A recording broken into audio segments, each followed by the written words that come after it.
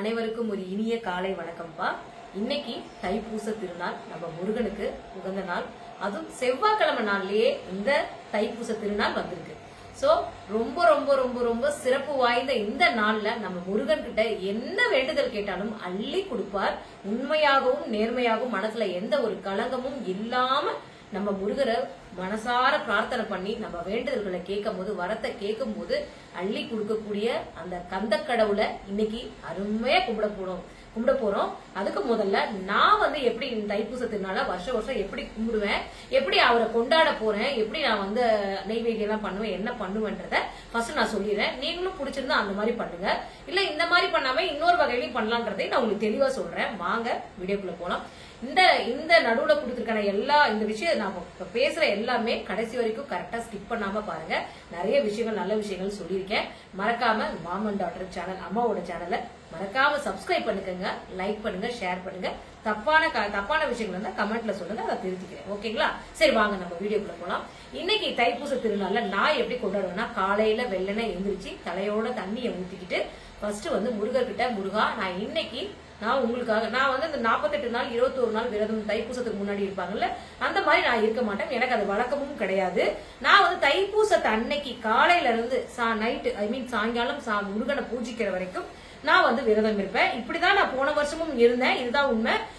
அப்படி என்ன பண்ணுவேன்னு கேட்டீங்கன்னா, காலையில தலையோட தண்ணி ஊத்திட்டு நெத்தியில பட்டைய போட்டுட்டு, பட்டை போட்ட உடனே அந்த முருகனோட அருள் எங்க இருந்துதான் அப்படி ஒரு வேகமும் உத்வேகமும் வருமோ தெரியல. எனக்கு விரதம், ஏன்னா நான் விரதம் அதிகமா இருக்க மாட்டேன். அன்னைக்கு நான் விரதம் இருப்பேன். தைப்பூச திருநாள் அன்று காலையில இருந்து சாயங்காலம் வரைக்கும் நான் விரதம் இருப்பேன். சோ அப்பா முருகா, நான் இந்த விரதத்தை எடுத்திருக்கேன், எனக்கு நல்லபடியா அந்த விரதத்தை எடுக்கிற அளவுக்கு சக்தியை கொடுப்பா. நான் இந்த விஷயத்துக்காக தான் விரதம் இருக்கிற முருகா, எனக்கு நீ தான் நல்ல வழி கொடுக்கணும், நீயே எனக்கு அதை நிறைவேற்றி கொடு முருகான்னு சொல்லி கேட்டுட்டு, என்கிட்ட முருகனோட விக்கிரகம் இல்ல, சோ வேல் தான் இருக்கும். சோ நான் வேல் தான் இருக்கு. அதனால அந்த வேலை நான் போன வருஷம் நான் வேலுக்காக சேமிச்சு வச்சிருந்தேன். பண்ணி வெள்ளி வேல் வாங்கணும் அப்படின்னு சொல்லி ஆசைப்பட்டேன். அதை எனக்கு நிறைவேற்றுனது என்னோட தம்பி. அவரு தான் எனக்கு அந்த விஷயத்தை, அந்த வேல் வாங்கி கொடுத்து அவர் நிறைவேற்றி வச்சாரு. ஏன்னா அவரும் பாத்தீங்கன்னா பூச நட்சத்திரத்துல பிறந்த, தைப்பூசத்துல பிறந்த, அவர் பிறந்தவர். புரியுதா உங்களுக்கு நான் என்ன சொல்ல வரேன்னு பாத்தீங்கன்னா? புரியுதா? நான் அவரை பத்தி சொல்ல வரல. பட் அவர் பிறந்தது பாத்தீங்கன்னா பூச நட்சத்திரத்துலதான் பிறந்தார். தைப்பூச திருநாள் அன்று பிறந்த பையன் அவரு தான் என்ன சொன்னார், நான் சேமிச்சிட்டு இருந்தேன் கொஞ்சம் காசு. போன வருஷம் என்கிட்ட இந்த வேல் இல்ல, அந்த வேலுங்கம்மா, அவங்க சின்ன வேல், இன்னொரு வேல் அந்த சைடு இருக்கு, எடுங்க. அது அப்படி ஒரு நிமிஷம், இந்த பாருங்க, அந்த வேல் தான் இருந்தது.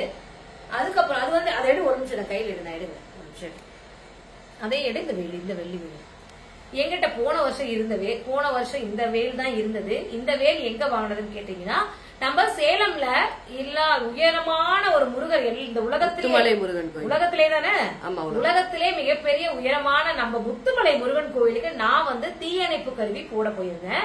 சோ தீயணைப்பு கருவி போட போகும்போது அங்க இந்த வேலை எனக்கு முருகர் கால் பாதத்துல வச்சு அங்க எனக்கு ஆசீர்வாதம் பண்ணி கொடுத்தாங்க. சோ அந்த வேலை தான் நான் பூஜை பண்ணிட்டு இருந்தேன், வச்சு பூஜை பண்ணிட்டு இருந்தேன். அப்ப என் தம்பி ஒரு நாள் இதே போன வருஷம் இதுக்கே தான், இது ஒரு ஃபங்க்ஷனுக்கு தான், பூஜை ஃபங்க்ஷன் தான் வந்தாரு.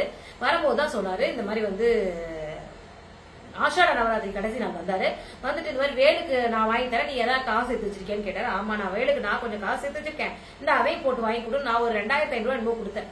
மீறி காசு போட்டு இந்த வெள்ளி வேலை வாங்கிட்டு என் கையில கொடுக்கும் போது அது ஒரு மிகப்பெரிய ஒரு சந்தோஷமான ஒரு விஷயமா இருந்தது. சோ இந்த வெள்ளி வேல் எனக்கு அப்படிதான் அப்படி கையில வந்தது. சோ நீங்க பாத்தீங்கன்னா வீட்டுல பாருங்க, முருகரோட விக்கிரகம் இருந்தாலும் சரி, இதை வச்சுக்கலாம். முருகரோட விக்கிரகம் இருந்தாலும் சரி, அவருக்கு இன்னைக்கு பால் அபிஷேகம் பண்ணுங்க. இல்ல என்கிட்ட முருகரோட விக்கிரகம் இல்ல அப்படின்னா, படங்கள் இருந்தா படத்தை நல்லா அழகா பன்னீர் போட்டு தொடச்சிட்டு அவருக்கு எப்பயுமே சிகப்பு நிற பூக்கள்னா செவ்வரளி, சிகப்பு ரோஜா, செம்பருத்தி, இந்த மாதிரி சிகப்பு நிற பூக்கள்ல அலங்காரம் அவருக்கு ரொம்ப பிடிக்கும். சோ அதுல அலங்காரம், அதுல மாலையா போடலாம். அப்படி இல்ல என்கிட்ட எந்த அந்த மாதிரி பூ கிடைக்கல அப்படின்னா, நீங்க சாமந்தி இல்ல எந்த வகையான பூ கிடைச்சிருக்கோ கொஞ்சம் வாசனையான மலரை போடுங்க தெய்வத்துக்கு. அது ரொம்ப ரொம்ப சிறப்பு. நான் அப்படிதான் பண்ணுவேன். சிகப்பு நிற பூ மார்க்கெட்ல போய் வாங்கி, இன்னைக்கு எல்லாமே உங்கள்கிட்ட காட்டுவேன். எல்லாமே நீங்க பார்க்க போறீங்க லைவா, விளாக்லயே உங்களுக்கு வரும், பாருங்க. ஏன்னா இன்னைக்கு கல்பனாவும் லீவு, மனசுக்கு ரொம்ப திருப்தியா இருக்கு. இந்த மாதிரி ஒரு பூஜை நாட்கள்ல கல்பனாவும் லீவ்ல இருக்கும் போது என்னால அவ்வளவு நல்லா அவர் ஒரு கோஆபரேட்டா என்னால வந்து சாமியை பூஜிக்க முடியும். ரொம்ப சந்தோஷமான நாள். சரி, அது மாதிரி நான் வந்து வேல் வச்சிருக்கனால வேலுக்கு மாலை நேரத்துல இன்னைக்கு என்னன்னு கேட்டீங்கன்னா, செவ்வாய்க்கிழமை தைப்பூச திருநாள், பூச நட்சத்திரம் தான். பட் வந்து பௌர்ணமி நைட்டு 7:30க்கு மேல ஆரம்பிக்குது. சோ தைப்பூச நட்சத்திரமும் பௌர்ணமியும் ஒன்னா சேர்ந்து வரும்போது நம்ம அந்த தைப்பூச திருநாள அந்த முருகரை பிரார்த்தனை, அதுவும் செவ்வாய்க்கிழமை 8 மணிக்கு நம்ம என்ன சொல்லுவோம், செவ்வாய் ஓரை 8 to 9 செவ்வாய் ஓரை நைட்டு. அந்த நேரத்தை நம்ம அந்த கரெக்டா அந்த பௌர்ணமியும் வந்துடும், பூச நட்சத்திரமும் இருக்கும். நான் அந்த நேரத்துல அதுக்கு முன்னாடியே 7 மணிக்கே வந்து 7 மணியோ 6 மணிக்கோ நான் வேலுக்கு வந்து பாலாபிஷேகம் பண்ணி அலங்காரம் பண்ணி ஐயனையும் நல்லா அந்த எங்கிட்ட படம் தான் இருக்கிறார், விக்கிரகம் இல்ல, ஐயனை அழகா அலங்காரம் பண்ணி அவரை ஒரு மணப்பலகை போட்டு அதுல ஒரு சிகப்பு துணி போட்டு ஐயனை அப்படியே உட்கார வச்சிருவேன். நல்லா பன்னீர்லாம் தெளிச்சு நல்லா தொடச்சிட்டு அவரை உட்கார வச்சிருவேன். எங்கிட்ட இருக்கிறது வந்து திருச்செந்தூர் முருகப்பெருமானோட படம் இருக்கு, பழனி ஆண்டவரோட படம் இருக்கு. ஆனா எனக்கு ரொம்ப டச்சிங்கா இருக்கும் இந்த திருச்செந்தூர் முருகப்பெருமானோட அந்த 2 மனைவிகள் கீழ் காலடியில இருக்கும்போது பாக்குறதுக்கு ரொம்ப கண்கொள்ளா காட்சியா இருக்கும். சரி, அதை நான் வந்து ஐயனை வந்து ஒரு மணப்பலகையில சிகப்பு துணி போட்டு ஐயனை உட்கார வச்சிருவேன்.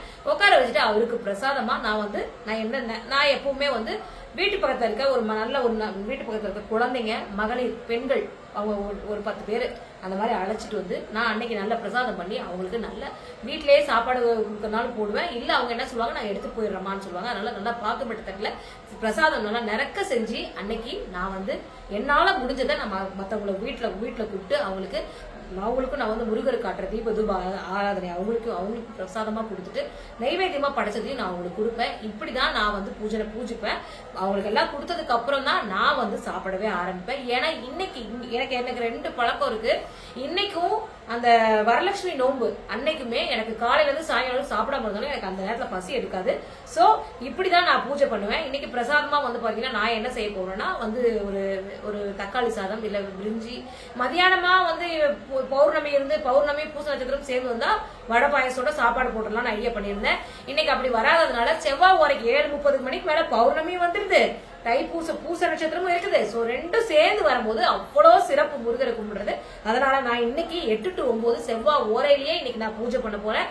மறக்காம இன்னைக்கு செவ்வாய் ஓரையில ஏதோ ஒரு நேரத்துல வெற்றிலை தீபம் போடுங்க, நானும் போடுவேன்.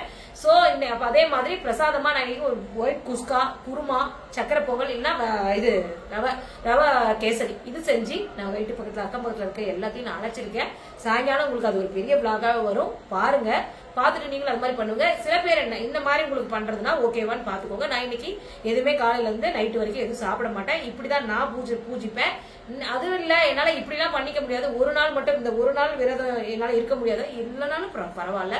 விரதம் இருந்துதான் பண்ணணும் அவசியம் இல்ல. வயிறார சாப்பிட்டுட்டு கூட நீங்க உங்களோட பூஜைய வேண்டுதல்களை முருகன்ட்ட கேட்கலாம். இந்த நாள்ல என்ன குழந்தை இல்லாதவங்க, வியாபாரத்துல ரொம்ப கஷ்டமா இருக்கு, மன கஷ்டம், பண கஷ்டம், இந்த மாதிரி குடும்பத்துல ப்ராப்ளம் எல்லாத்துக்குமே நீங்க வந்து முருகர்கிட்ட கேட்கலாம். குழந்தை இல்லாதவங்க கண்டிப்பா முருகன்ட்ட இந்த நாள் கேட்டீங்கன்னா அவரு அள்ளி கொடுப்பாரு. மனதார உண்மையா நேர்மையா முருகா எனக்கு நீங்க கொடுங்க முருகான்னு சொல்லி கேளுங்க. உங்களோட ஒரிஜினலான பக்தி அவருக்கு காட்டுங்க, கண்டிப்பா அவர் கொடுப்பாரு. நான் இப்படிதான் பூஜை பண்ணுவேன். சில பேர் வந்து பாத யாத்திரையா காவடி எடுத்துட்டு போய் முருகனை பாக்குறவங்களும் இருக்கிறாங்க, 48 நாள் பூஜை இருக்கிறவங்களும் இருக்கிறாங்க, இல்ல 21 நாள் பூஜை இருக்கிறவங்களும் இருக்கிறாங்க. அந்த அவங்களோட பக்தியையும் அவங்களோட தன்னம்பிக்கையும் பொறுத்தது. நான் ஒரு நாள் விரதம், தைப்பூசத்தன்று ஒரு நாள் காலையில இருந்து நைட்டு வரைக்கும் உபவாசம் இருந்து எல்லா சாமிக்கு நைவேத்தியம் பண்ணி அதை வரவங்களுக்கும் கொடுத்ததுக்கு அப்புறம் தான் என் வாயில வந்து சாப்பாடுன்றது போகும். இன்னைக்கு நான் அப்படிதான் பூஜை பண்ண போறேன். கண்டிப்பா இன்னைக்கு ஒரு 4 பேருக்காவது அன்னதானம் பண்ணுங்க. கண்டிப்பா பண்றது அவ்வளோ சிறப்பு. உங்களால அன்னதானம் பண்ண முடியல, ஒருத்தருக்காவது அன்னதானம் பண்ணுங்க, அவ்வளவு ரொம்ப ரொம்ப நல்லது. நான் இந்த மாதிரிதான் கும்பிட போறேன். நீங்க எப்படி கும்பிடுவீங்க, நீங்க என்ன பண்ணுவீங்கன்றத கமெண்ட்ல சொல்லுங்க. நான் சொன்னது உங்களுக்கு பிடிச்சிருக்குதா புரிஞ்சதான்றதை கமெண்ட்ல சொல்லுங்க. ஓகேப்பா, நான் இப்படி கும்பிடுவேன். அதே மாதிரி வெளிநாட்டுல இருக்கிறவங்க இந்த மாதிரி என்னால வந்து இது பண்ண பூக்கள்லாம் கிடைக்கல அப்படின்னும் போது ஒண்ணுமே இல்லை, என்னால நீங்க செய்யற மாதிரி என்னால இவ்வளவு பிரசாதம் எல்லாம் செஞ்சு வைக்க முடியாதுன்றவங்க ஒன்னும் ப்ராப்ளம் இல்ல. ஒரு பால் பாயசம் வைங்க, இல்ல ஒரு கேசரி பண்ணி வைங்க, இல்ல ஒரு சக்கரை பொங்கல் பண்ணி பிரசாதம் வைங்க. இதெல்லாம் எதுவுமே என்னால வைக்க முடியாதுமான்றவங்க ஒரு டம்ளர் பால் காய்ச்சி அதுல ஒரு ஏலக்காய் நாட்டு சக்கரை கலந்து வைங்க. இல்லம்மா அதுவும் பண்ண முடியாதுன்னா ஒண்ணும் இல்ல, ஒரு தேங்காய் பழம் வெற்றிலை பாக்கு தேங்காய் இதை மட்டும் வச்சு ஒரு 21 ரூபா இல்ல 11 ரூபா காசு அந்த வச்சு பூஜை பண்ணுங்க. இவ்வளவுதான், வேற ஒன்றும் இல்லை. இன்னைக்கு நம்ம நான் வந்து தைப்பூச திருநாளை நல்லா ஆக்டிவா சந்தோஷமா நான் செலிப்ரேட் பண்ண போறேன். நீங்களும் நல்லபடியா செலிப்ரேட் பண்ணுங்க. பண்ணிட்டு எப்படி பண்ணுன்றத கமெண்ட்ல சொல்லுங்க. நீங்க எந்தெந்த மாதிரி பண்ணுங்கன்றது கமெண்ட்ல சொல்லுங்க. வணக்கம்.